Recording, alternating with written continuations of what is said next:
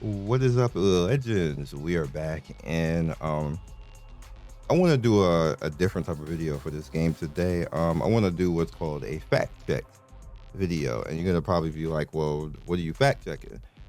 So a lot of people have been saying, I guess, coming to my video and saying, "Hey, we appreciate you covering the game because you're being positive and just playing the game and not, bitching and complaining and everything else like that." And I gotta let you guys know that a lot of the times that when you see content creation and people complaining and bitching, they're because that's the easiest way to do content. That's the videos that they're gonna make. It doesn't necessarily mean that it is true.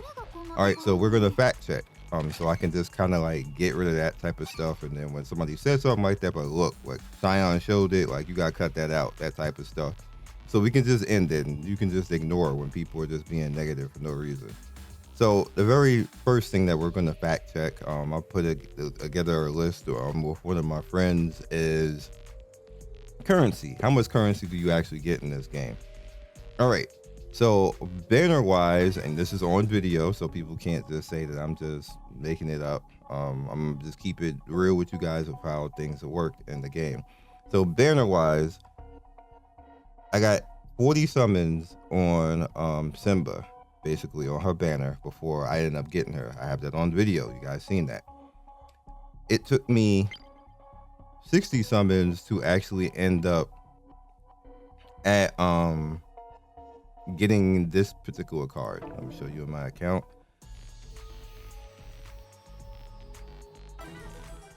So that's 40 and 60 out there. That's 100 summons right there. I ended up getting this card right here, which is okay. It's very situational that when I can actually use it, you definitely do not want to use this on like a major boss. And just putting it out there because that means you're going to have to play perfect, because when you get hit or when you do damage to something, it's going to be 2 times faster. And on bosses, that's not a good thing. Especially the harder bosses in the game. It's just not worth it at the end of the day. But that's not the point. We got that reset my pity, and you've seen that I have summoned again 10 times and then another 7. So you throw that 17 on with that. That's 117 summon right there. Now follow me. We have been getting we've been getting these also. And then tomorrow we're getting the 10 summon again and the event right here. So that's pretty much plus this, that's 123 summons right there that you don't necessarily have to pay for. Granted, I did get the battle pass, so which is why I'm not counting the currency I have right now. I did get the battle pass, and let's count whatever currency is in the battle pass. That's 100 currency right there.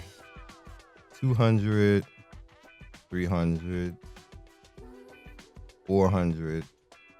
Oh, we actually got some summons in here too. We got 5 summons, so I'm a negative those 5 summons. You're gonna see why I'm doing this in a second. So that takes it back to 118, and I haven't even got to that yet. So, and then I'm taking back 300 from this, so really 1400, and then 118 summons for free. That's why I was negative in that. So that's 118 summons plus 1400 currency right now that I have, and I'm at the end of, at this current point, having to fight the last boss. Now I want to put in the account that I haven't been doing the trading every day. I've been doing it lightly, if that. Zox put out a video this morning, I believe. I'm gonna put a link in the description so you can watch that video, about trading and how much currency that gives. Around 800 currency that you can get in a month. So with that said, we have 118 summons that you can get basically playing freely, as long as you do all of the content currently put to you in the game. And you see right now I haven't completed all of this yet, so there's even more currency right here. All of it, you see this 40 40 40 right there. So we got this 40 40, that's 80. 120, 160, 200, 240, 280, 320, 360, 400, 440, 480, 520, 560, 600, 640, and these are the final things right there. That's it from, I think, for Minato City. And you see you have more currency right here. I'm just not going to prolong the video, but you kind of get it. So fact check number one that we're going on: is there enough currency and enough summons in this game? Yes. In fact, there's more now. I'm just gonna say now. It wasn't like that before. They changed it, but there's more now than in most gacha games. Hoyo, Triple Z, HSR, Decay. If you go back to the first two chapters of those games, you did not have 120 summons. Look, you're lying if you say that that did not happen in those games. Maybe by the end of everything, especially kind of like with HSR, by the time you got to the end of Bell Ball and was stuck, if I remember correctly, I had just got to 80 summons around that point by the end of Bellabog, and they had to help you along the way with that. We're looking at right now close to 120 right now. I can see there's a lot of rose tinted glasses going on with stuff like this, and people kind of have revisionist history where they'll come into a game because something was not that good in the beginning, and they'll be like, oh my god, like I can't, we just not getting any currency. Granted, in the beginning it looked bad. I'm not gonna lie, and they had to change it. And in fact, there's still one point of this that looks bad, and that is the Fractal Vice. The currency that you get in Fractal Vice doesn't make sense to the rest of the game now. It's actually lower than the rest of the game. It's bad. So they actually need to do something about Fractal Vice now, because it's like once you get done with most everything, like the level up stuff is just exponentially bad. And I will actually show you what I mean by that real quick. We want to keep this, is supposed to be fact checking, so I can't just say it, I got to show you it. So put it in.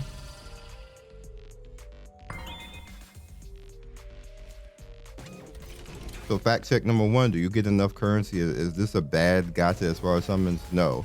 In fact, you can even make it better because the reroll is so damn quick that you can just get you a perfect start eventually if you care about being in reroll hell, and then throw on that 120 summons plus the currency plus all the extra currency that you coming in plus the 10 summons that you get at the end of the login. So fact check number one, this is a bad I'm gonna repeat that so people can understand. This is a bad gacha as far as no, it's not. That's people capping. That's 100% people capping. They're lying. If anybody still says it beyond this video, they're lying. Let them know. Now, and then you throw on the fact that you can easily re-roll to whatever you want. So like if you can just basically start, if you have a character, you want to start with Q, you want to start with Mew, you want to start with Simba, you can literally force that to happen if you're patient enough. I just didn't care. I was just playing with whatever I wanted to play at the time, and just I'm already at end. I don't have anything else to do but farm basically at this point. So it just is what it is. So Fractal Vice. So this is actually point number two. Is Fractal Vice hard? Not really. The last boss is hard. And on that,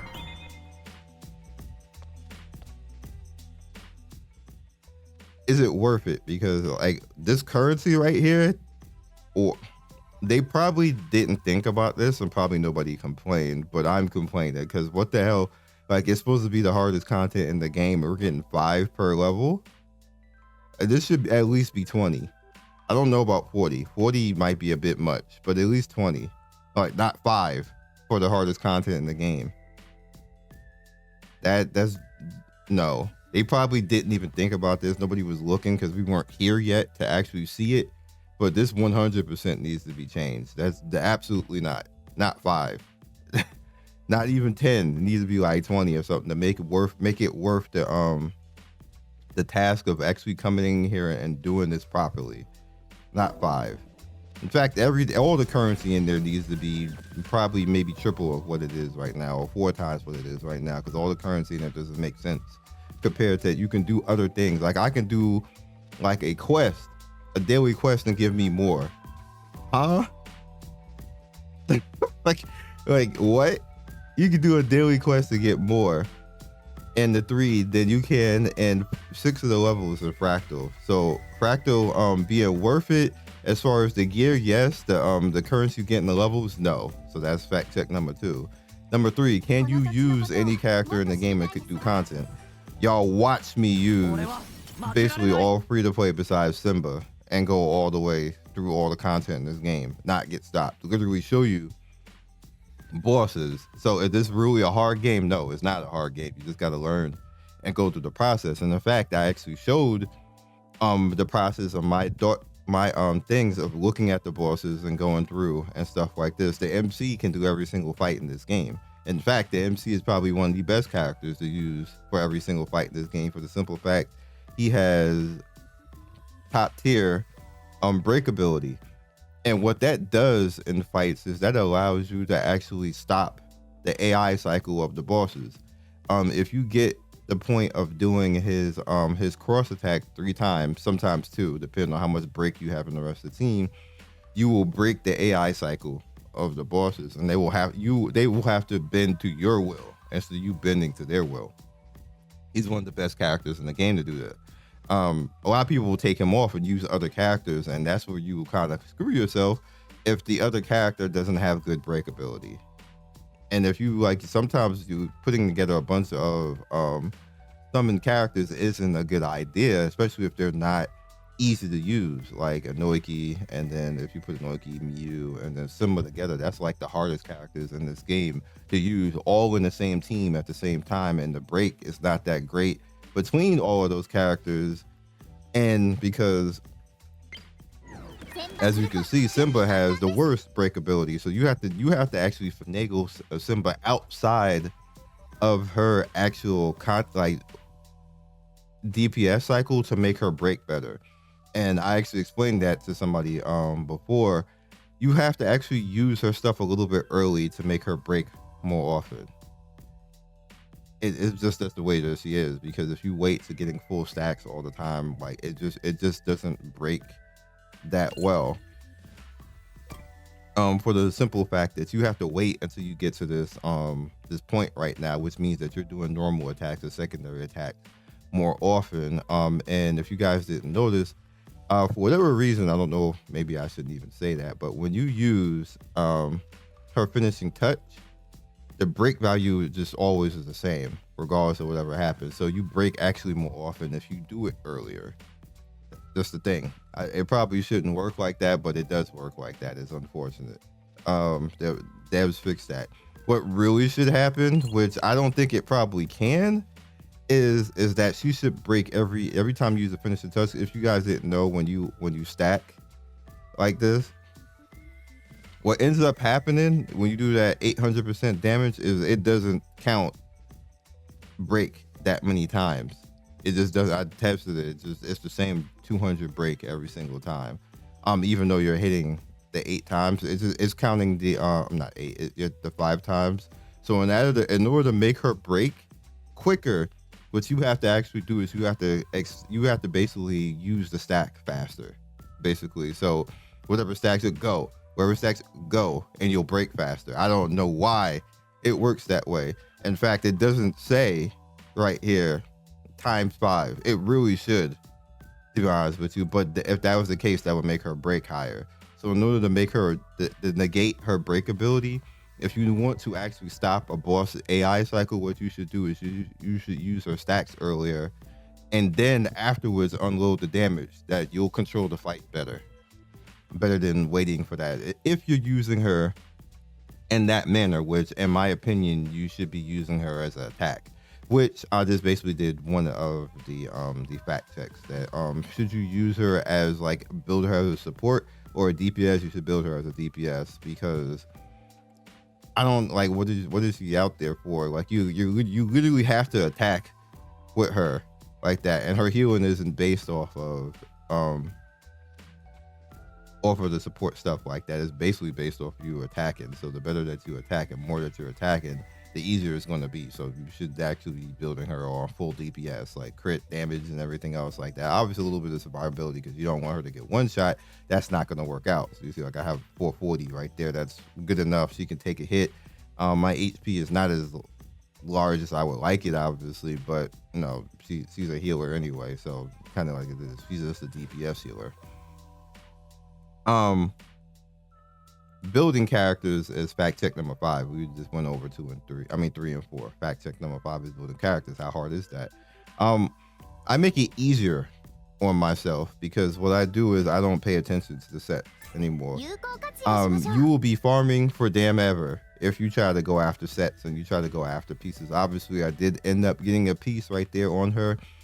What you want to do is slowly go into that, but I think it's actually better to go after the pieces that have the raw stat on it, like this maximum stamina right there.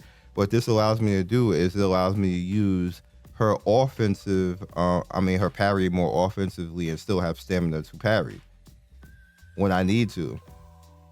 And the reason why you would do that is in movement type of thing. So I will be moving towards something and then I would reposition myself, and then because she knocks herself back, she does like a backflip and attack when she does a parry. You can use it more offensively, which means that you have more movement and more freedom to do things that you want, which also means that you make her stacks quicker, which means that this maximum stamina is great, along with this attack 3, 23% right there, and then crit damage multiplier. Obviously, you would want this a little bit higher. You would want gold stats. Gold stats are rare on all 3 things. They're gonna happen eventually because I have like 3 or 4 of them, but they're still rare in all this time. I go for that type of stuff, and then you see this one right here ended up being crit damage multiplier 45%, critical hit rate of 9%, and then movement speed of 6.67. Amazing. And I ended up breaking. I have no set bonus right now. I don't care because the set bonus right there decreased damage by 8%. Dog. You can initially get that in one piece, in that one stat. I think the set pieces are kind of bad. Like, I just think they are. It's not even worth using them. Like skill strategy, skill damage, dog. You can do that, and like look at this right here, 30%, dog. They have a set. My God, why 2 pieces? What? No. Set pieces need a buff. I'm ignoring the hell out of them. And then on top of that, it just makes it harder to actually gear your character. So fact check, is it easy to gear? Because I've seen somebody literally make a video. I'm not kidding. Like, this is the worst gear system in the game. And Gacha and everything. I don't know, community, how y'all be falling from them videos? It's just nothing but bait. They want you to click it and get mad. It's just rage baiting and everything else, and it's just lying. It really is. The same thing about like with the currency. Like, it was like that like the first 2 days. They changed it. So now anybody who's saying that this is like the worst gacha is capping. It's really not. Now, with that said, the actual pickup rate on the characters is not great. I will say that. Like, the percent is not great, but do you get enough currency, or do you have a shot? Yes, you just have a shot. And that I kind of have other fact checks, but you kind of like get the point. In my opinion, this is one of the better, not the best. I think Wuthering Waves is the best gacha we have right now. That's my opinion on it. Like, it's nothing, like, a lot of people are starting to understand that right now. And I said that when it came out that it was better than Genshin, and starting to push up on Star Rail. And so everybody's like, oh my God, no. But now everybody is starting to see that Wuthering Waves is really the best game right now. This is about where there is. I think that this game is relatively close. People will look at a retro type of game and say, "Oh, it doesn't need to be like it doesn't look that good," and everything else like that. Everything isn't all about graphics. They bring you into the game, but you got to have gameplay. This game has a ton of gameplay. Like it literally takes a long time to get to where I'm at the point. I have literally close to 100 hours in this game now. It takes a long time to get to where I'm at right now. You can't buy your way there. You can't like skip anything. You got to actually play. There's a lot of content, and that for a game that's barely been a week, and I got 100 hours into it. It's like a AAA console type of game with gacha. The gacha is like secondary in this game. As a matter of fact, the gacha is like third in this game. It's just there at this point. You'll eventually get the characters. You'll eventually get everything. We're gonna have enough characters and enough story and enough things overall to actually allow you to be able to play the game. And the last fact check that's pretty important is this game pay to win? It's not. Because as you can see, the MC is one of the best characters in the game. This guy right here, Yutaka Gotanda, is one of the best DPS in the game, and he's a 4 damn star. I'm upset I don't even got him. I don't want to summon this banner no more, but that this guy, I don't like him. Somebody gonna have to show me in the video that I don't like him. But if you have this homie right here coming up, as soon as it fly, if you have him and you ain't using him, what are you even doing with your life? This is Iron Man right here. And he be busting shots like Iron Man. Like, he is an amazing character. If you ain't using him, just, you need to reevaluate why you ain't using him, because he's amazing. Just putting it out there. I wish I can use my standard tickets on this banner, because I don't want to summon it on this anymore, because I'm fine with Simba the way she is, and I do not want this guy. So, yeah. So with that said, I'll use my singles just to see what happened. I'm not going to use my currency, because we don't know what the next banner is. Next banner probably going to be something interesting. Next banner will probably be Miyu, because they showed her character profile the other day. So I'm real willing to guess that it's probably going to be Miyu, which will make a lot of people happy, because she probably is the best DPS in this game. And then second or tied will probably be Inoki right here with her pretty self. So yeah. But is the game pay to win? No. And one of the major reasons like this, again, fact checking. Everything in this game is renewable. You can farm it. One of the things that Hoyo does, and many other games, because they copy Hoyo, when you limit break a character in those games, they limit you, because you can only kill the bosses a certain amount of times a week. You can kill bosses in this game. You can go into dungeons almost infinitely, except for like the booster dungeons, which is the third thing right here. But we get a lot of them to actually go in and take a part of that. Everything else is renewable. But even this, as far as the booster dungeons, if you do the dailies every day, you can renew that. It's not locked like 3 times a week. So you can basically max out the character to the point of you getting them the EX, which is the highest one right there. I believe EX is the highest. And you can just basically go ahead and actually do that. The bosses, both Brave Diver and the Shark, you can do that infinitely, basically. So it's not pay to win, because a free to play can do it as much as they want. And every day you can get boosters.